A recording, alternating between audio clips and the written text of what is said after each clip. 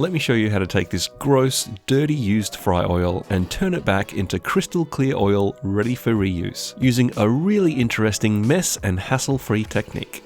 Let's get adventurous.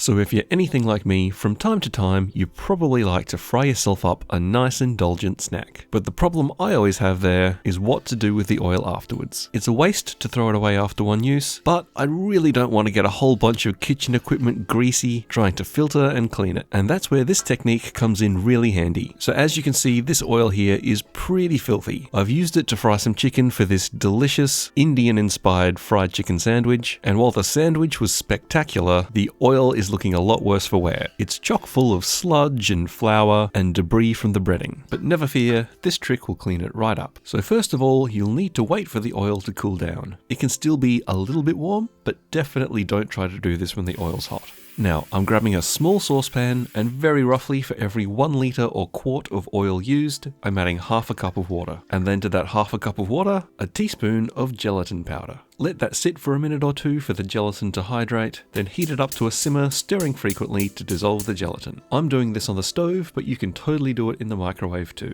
Once it's come to a simmer and the gelatin's dissolved, slowly pour it into the oil while stirring, and then give it a really vigorous mix. Then the oil needs to go into the fridge. My wok is a bit too big to fit in the fridge, so I'm pouring the oil into a smaller container, along with all of the sludge, chunks and debris. Then that needs to go in the fridge until it's completely cool. I like to leave it overnight.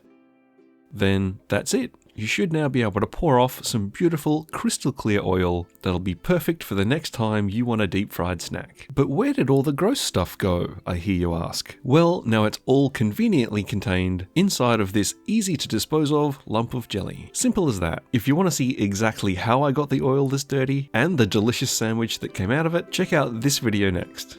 And until next time, happy snacking.